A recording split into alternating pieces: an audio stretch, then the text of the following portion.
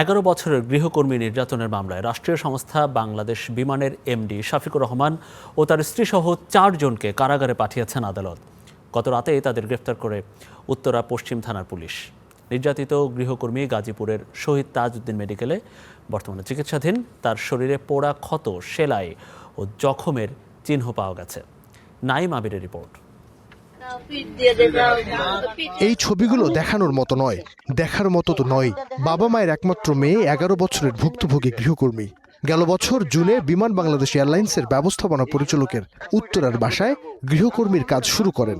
কাজ শুরু করার পর থেকেই বাবার সঙ্গে আর দেখা করতে দেয়া হয়নি মেয়েটির।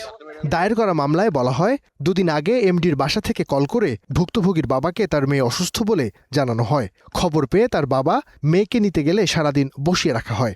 সন্ধ্যার দিকে মেয়েকে বুঝে দেবার পর শিশুটির 2 হাত সহ শরীরের বিভিন্ন স্থানে নির্মমভাবে নির্যাতনের চিহ্ন দেখতে পান বাবা।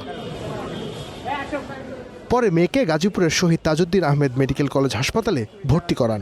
মামলায় অভিযোগ, মারপিটসহ খুন্তি আগুনে গরম করে শরীরে ছ্যাঁকা দিতেন বিমান এমডির স্ত্রী ও তার পরিবারের সদস্যরা।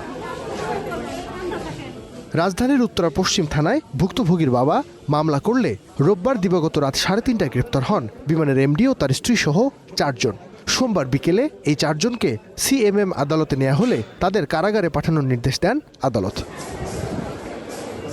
নাইম আবির, স্টার নিউজ, ঢাকা।